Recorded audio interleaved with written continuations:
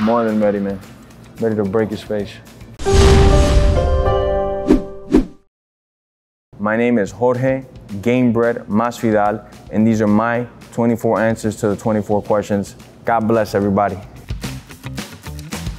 Jorge Masvidal is a fighter. It's a God-fearing man. Somebody loves his children.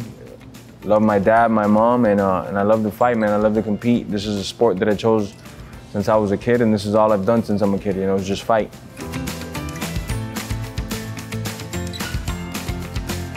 Game bred comes from the term fighting dogs, and game means the ability to fight through pain or fatigue. It doesn't mean how good you are at fighting, it means how much you can push through the pain and the fatigue and just keep coming. And bred is like you got Croatian mother, you got Croatian father, you bred a Croatian, you know? More than ready, man. Ready to break his face.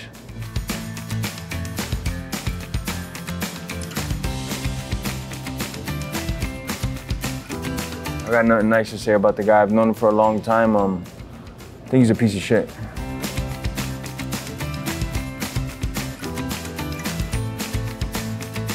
He didn't pay my coach a big chunk of money that he owed him for a fight. My coach coached him from amateur all the way to UFC interim title. Didn't charge him anything, told him 5% every fight, you know, and Colby wouldn't pay because, hey, I don't have money. Every fight it was a problem. My coach told him, when you fight for the belt, you pay me the money, and that, you know, will be okay for the other ones. Didn't pay him anything. So since then,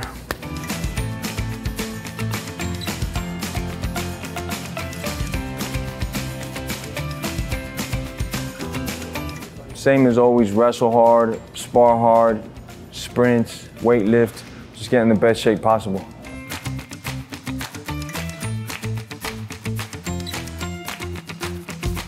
Yes, winning beat after I break Colby's face, I'll be the #1 guy, and the next thing will be fight for the belt again.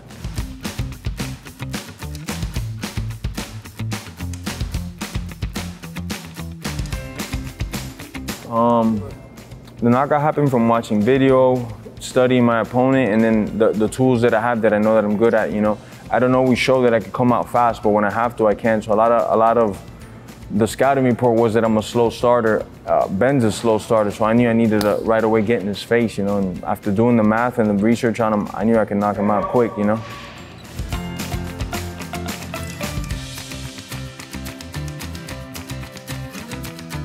No, I was not surprised at all.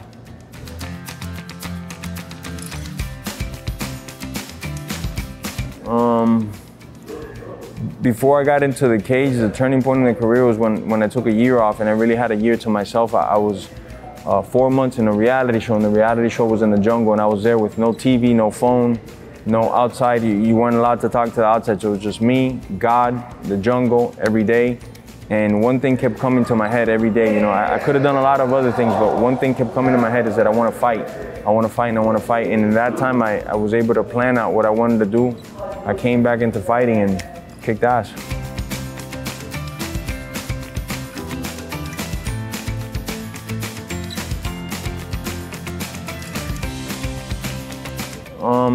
There's a lot of guys I'm cool with, you know. I would say like Eve Edwards is somebody that I'm very cool with. There's a couple guys that I'm cool with. I don't have no problems with a lot of guys that I fight with usually, you know. There's some guys here and there that no matter what, we're never gonna like each other, but for the most part, I get along with most of the competitors.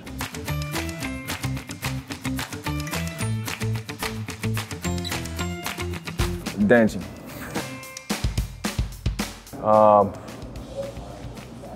Knowing good food, you know, Peruvian food is some of the best food in the world, so I'm gonna say the best quality is that I could recognize good food, you know.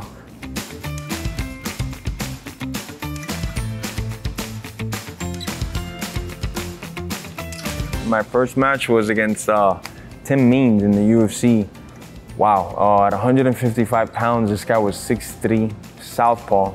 Nobody wanted to fight this guy. Nobody wanted to fight this guy. The UFC's like, this is your first fight. I was like, okay, you know. He wasn't ranked either, so it was like, I beat him, it doesn't mean anything. I lose to him, you know, it's gonna be the worst thing ever. And I was seeing the videos, and stand-up was good and very different, very weird, a lot of elbows, spinning elbows. This is one of the times that I was like, you know what, I'm gonna take this guy down and just beat him up, because he's very strange on the feet, very awkward, you know. So that's just what I did, but I remember my debut, you know.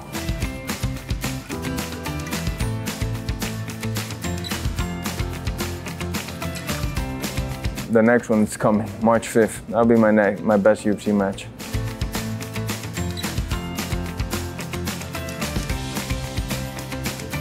Fucking stud. I've had the pleasure of meeting, not even just a fighter, but I've had the pleasure of meeting Stipe like 3 or 4 times, you know, just being in the business. Humble guy, man, great guy, you know, an example of what a fighter should be, you know, just comes to fight. And then on top of that, he's a firefighter. He doesn't have to be a firefighter, but he's still out there helping people that need it. During Corona, all he was doing was helping people and getting himself ready for a title fight. And then he goes out and knocks Cormier out, you know, while he was getting ready for all that. So I think the world of him. I think he is one of the best examples of what a fighter should be in the sport, you know, win or lose, you know.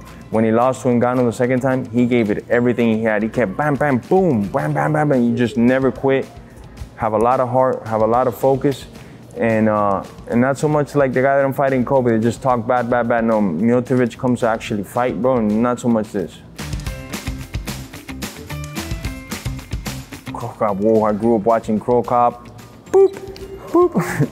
Wow, man, freaking big fan of Cro Cop as well. I saw him since a kid, you know, since I was like 14 years old. In K1, I was watching Cro Cop, like, wow, this guy's amazing. Then he went to K1, then he went to Pride, then he went to UFC. The whole time I saw everything, so always Cro Cop fan, you know.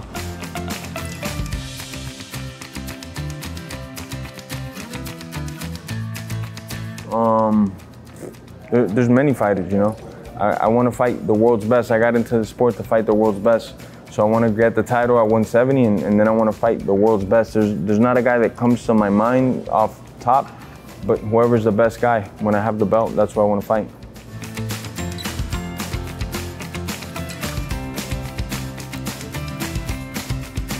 Chamber Fighting Championship is something very close to my heart. You know, I started bare knuckle, and I got a lot of fans. I got a lot of eyeballs off it. A lot of people love that.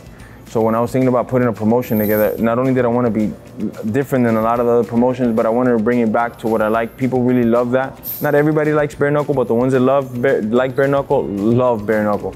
So I know a lot of fighters are telling me too to make a promotion. You know, hey, if you make a promotion, no gloves. So we thought about it. We're like, yeah, we could do this. We could do no gloves, and let's see what happens. And the fighters love it. The fans love it. I'm so excited.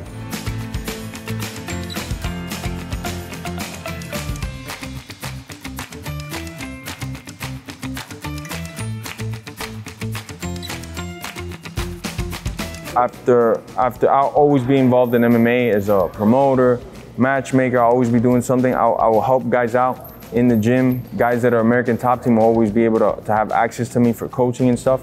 Will I be a coach like every day, Monday through Friday? No, probably not, you know, because I got a lot of money in business, you know. I invested a lot of my money and stuff, so I got to oversee all my businesses. But I love the fight, so I'll always, till the day I die, I'll always be involved with fighting. A lot of my friends that are competing, when they're coming up, they're young. So when I retire, they're still gonna be working. They'll call me, hey, come work out with me. Let's go, man. But will I be a coach Monday through Saturday? Nah, probably not, you know. But I will help out a lot of my guys, my teammates, and stay with the promotions that I have, because I love it.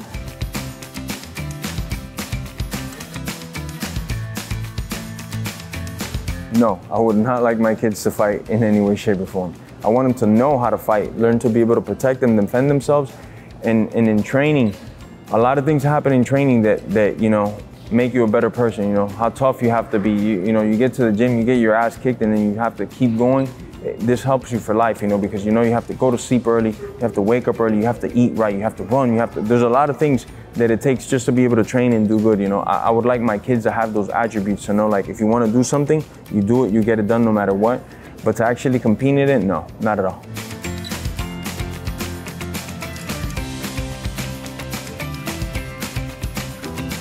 For young fighters trying to become ones, focus, man. It's all here, you know. And then nowadays, it's harder than when I was growing up, because you have these phones, you have so many other things you could do, so many distractions, and then you're trying to do 1,000 things instead of just fight. And fighting is so demanding, because there's always a guy like me that all I care about is fighting. Since I was little, I didn't care about soccer, football, basketball, nothing. Just fight, man. And there's a lot of guys that are like this. So if you want to fight in this sport, you have to live in the gym, you have to train all the time, you have to sleep early, you know. Your friend calls you and tells you, hey, I got 4 or 5 girls to go hang out with at the club. and it's Thursday and you gotta be like, man, I'm up early tomorrow. I can't, you know? The next day somebody, hey, birthday party at a restaurant, come on, let's go eat. I can't, I have to watch my weight. You know, it's a life of sacrifice, you know, to get to this level. And then, you know, once you start to get to the level, there's a couple things you can do. Maybe you could eat more, maybe you could eat less, but to get to that level, especially when you're a young guy, it's just focus, man. You gotta live and die in here all day, every day. Get your phone and go like this, forget about the world and just go to the gym, man.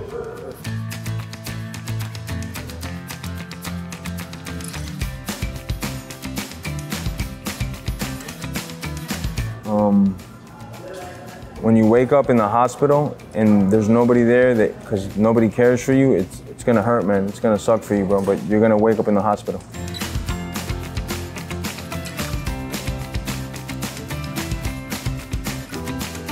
Yeah, didn't know I had a lot of Croatian fans. This is awesome. God bless you, Croatia. Great fighters come over there. I know it's a very tough culture over there. You guys have been through many wars and many struggles in Croatia, so man, you guys produce some great fighters. Thank you for your support. God bless everybody over there. Thank you guys, man. March 5th,